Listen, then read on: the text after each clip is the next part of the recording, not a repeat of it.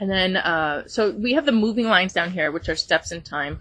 And you start out with chocolata, which has to do with stability in how you are physically and emotionally, and knowing what is medicine and what is poison. When we become addicted to something, our medicine becomes a poison. It takes away from us, and it will throw us off balance.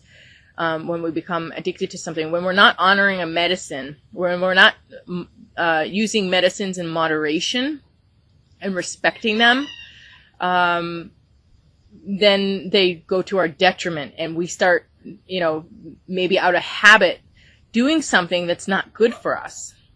So this is about having all your habits in check, really being strong, really having self-discipline, and knowing what's good for you and what amount is good for you. So, yeah, chocolata has to do with any type of food intake, or drink, or smoke, or even physical exercise strengthens you. I would say that strengthens you, gets you into your body, gets your body strong, and also being aware of toxicity of people. Like, what are you surrounding yourself with? What's good for you? As much as we can tune people out, we really have to find the right distance to people, because it does wear on us. I mean, as much as we want to ignore somebody, targeting us and victimizing us, it does wear on us. We need to actually remove ourselves from toxicity, because if we just let it come on us full blast and we don't do anything about it, it wears us down. It takes away from us. It throws us off balance. So this is about being very aware of what you're letting wash over you, what you're letting wash through you. What do you need to be immune to? What are you taking in? What are you not taking in? Where are your boundaries? Have your self-discipline, and watch your habits. We can even get addicted to people, or addicted to problems, or addicted to fighting. So just really watching your habits. What is good for you? And do what's good for you. Don't waste time, adding to problems, or, being a part of problems. Step away from problems and be part of solutions. Really looking at solutions. And, even with addictions, what is it that is weak in you, and how can you make it strong? How can you get what you need by doing something to make yourself strong, rather than using something as a crutch to help you? Instead of using something as a crutch to help you, looking to the heart of the matter and really going, taking care of the heart of the matter. And because this is about addictions and being clear on medicines versus poisons, and being balanced and stable, I was think about the 12 steps too. It's like you have to have that wisdom to know what you can change and what you can't, and have the strength to change what you can, and the wisdom to know what you can't. And knowing the difference, and then whatever you can't, you have to offer that up to a higher power. You have to offer it up to the universe and to source, and really ask for something. If something's beyond you, ask for something beyond you to come in and help. But you have this Jera, which is the rune of harvest and the end of a cycle. So it's almost like you have your strength now. Whatever was weak before, you have this strength. You have your ability to stand really strong now. And you have a handle on everything. And you're really monitoring yourself and going for the solutions and solving the problems. rather than being a part of them. So you're doing everything right now. You start out on the right foot here. And we move into work and service, really focusing on work and being acknowledged and recognized for your work and your talents, and being drawn on for those. So people are coming to you because of what you can do. And then you have values, Yiki. Important values that you have to protect and keep safe, and what's most important to you. If there's anything that takes away from it, you have to remove whatever is taking away from your values. It's like weeding that garden, or chipping away at that sculpture to get to the essence, and being able to see what's draining you, or what's taking away from the important thing. It's about knowing how to use, again, your energy wisely and your time wisely, and knowing what's good for you and what's not good for you. And then in reverse, we have Thuraz, and it's in reverse. It has to do with betrayal and lies, deceit, theft, rape of some sort. Could be metaphorical rape, being defenseless,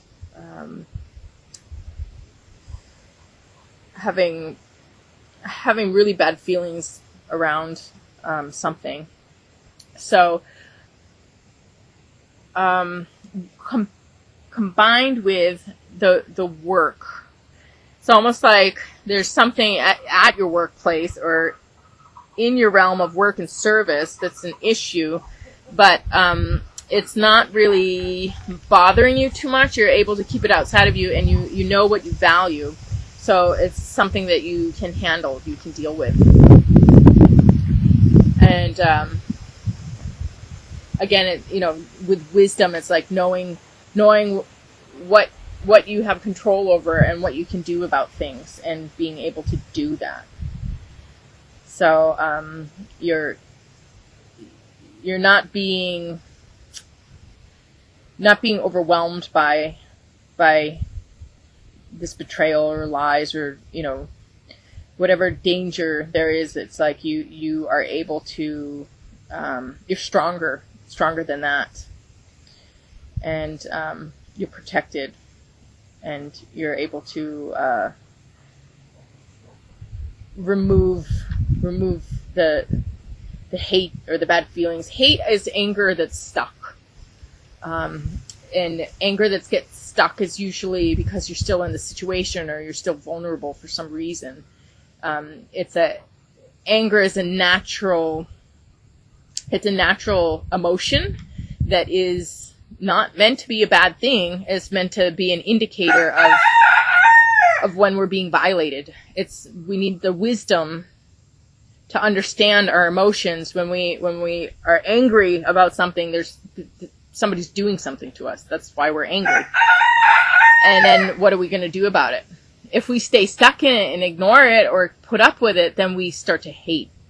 So then we start getting stuck in it, So this is about not only getting out of the stuckness of anger, but finding the solution, finding how do we align with ourselves and balance ourselves so that we don't have anger anymore, so that we're free. We find our freedom, and we protect what's important.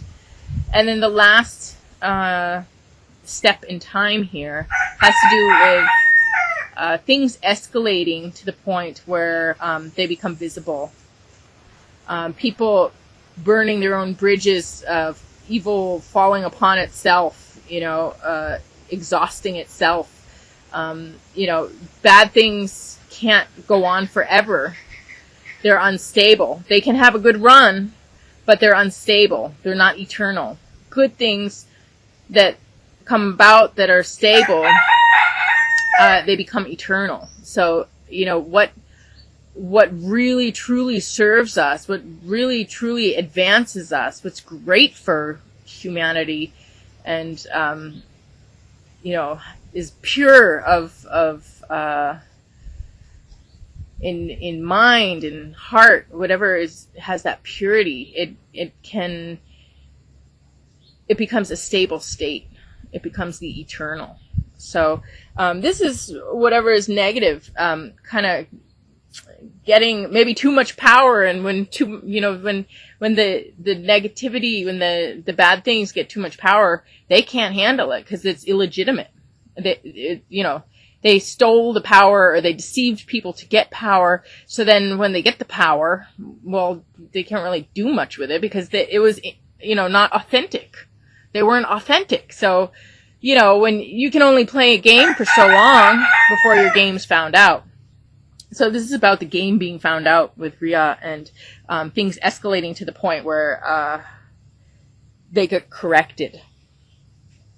And then we have this combined with rune of health and power and wholeness and cleansing, the sword of justice here, victory, honor, success, achieved goals. So this is,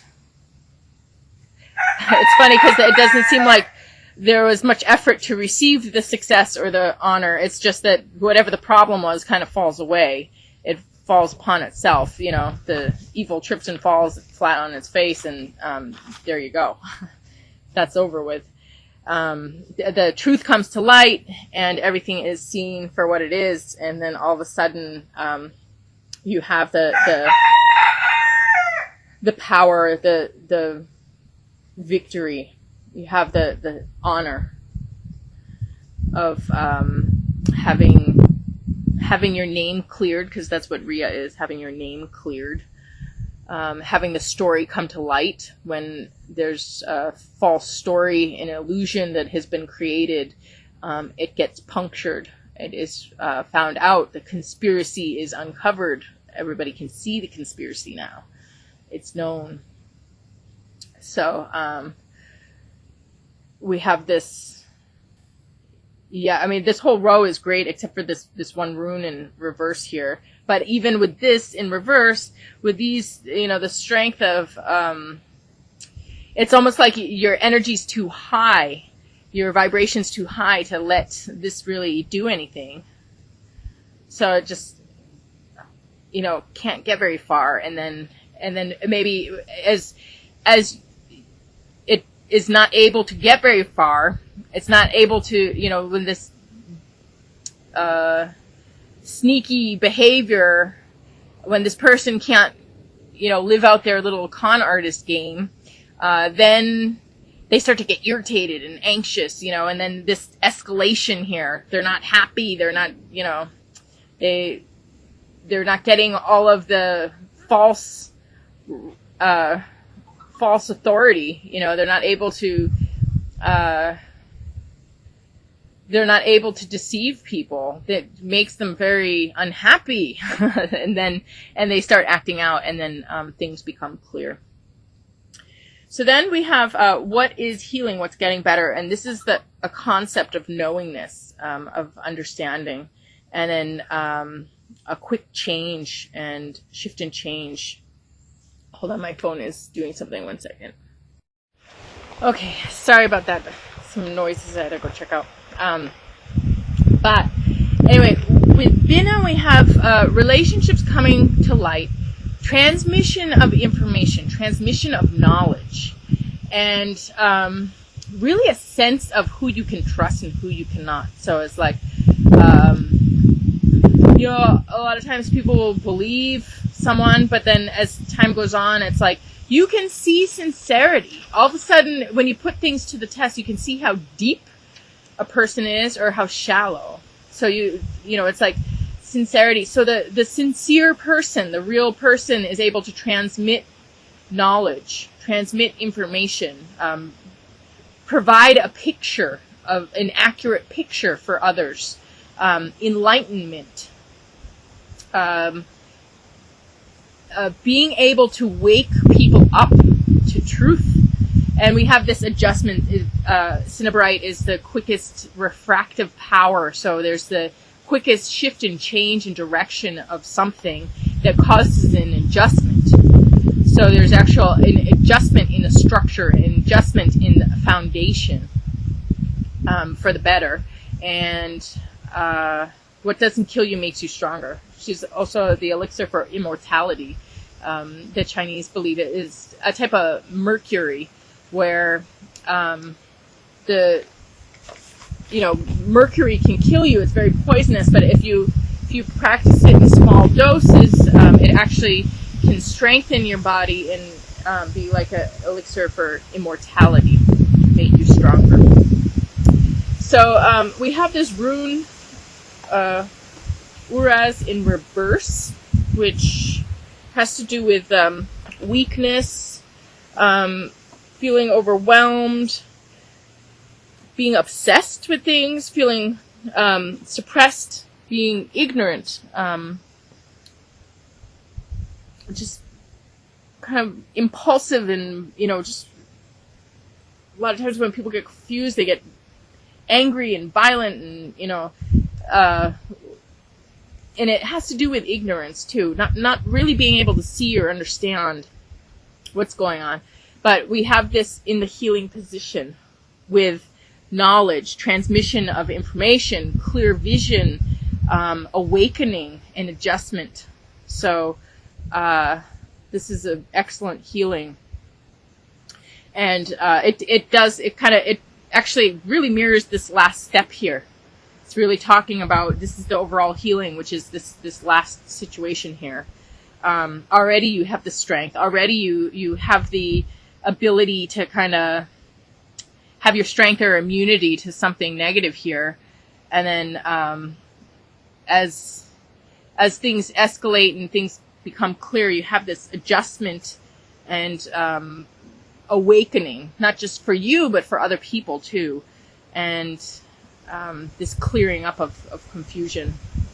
And then our overall message card here is Skyla, which has to do with telepathy and being able to pray to someone or pray to even source and have those messages delivered. Oh, it's wind sticking up. So Skyla, the other interesting thing about telepathy is that it doesn't always have to be, a lot of times telepathy has to do with whether we're open or receptive to another person, if we're focusing on them, or if we have them blocked, whether, we get the messages or not.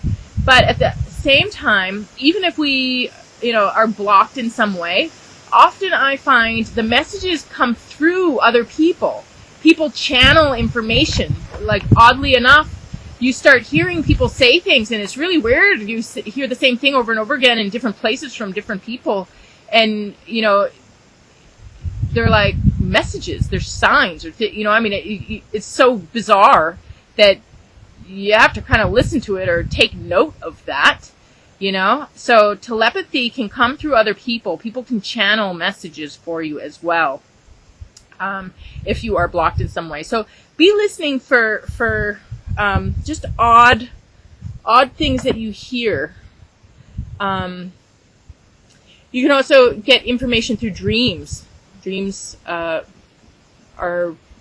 very, very good at bringing you messages too. A lot of times I'll have a dream and something really odd in a dream, and then all of a sudden I hear it over and over again in different places. And it's just obviously a message, important, And then the other thing too is with Skyla, you gotta, if you have thoughts fall into your head or whatever, the other thing too is that it's rare when we actually generate thought. And if we do generate thought, if we are actually the creators of some thought, other people will pick up on that and get those thoughts too. So usually we're just like in a world or a sea of thought, and we just pick up from other people. So we live in a world of always hearing this or that, and it doesn't mean that it's true or it's not true. It's just information. And it doesn't mean that it's ours. It's very possible from someone else.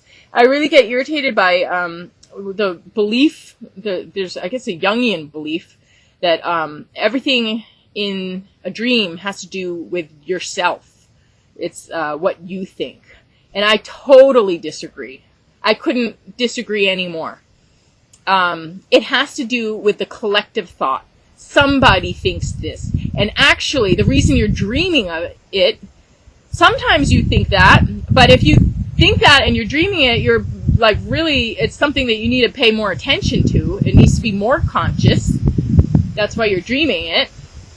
But most of the time, it's somebody else's thought, or it's, it's information out there, and you don't have to take it personal, and you don't have to take it for real. It's just information. So if you have a bad dream about something, that somebody thinks something or whatever, it doesn't mean that you think it. Usually is literally that person thinks it. And the other thing about that is that it doesn't mean that it's right or that it's going to stick in people's minds, because everything that's not right changes. Everything that's not true will continue to change. So in time, it's there for you to be aware of it.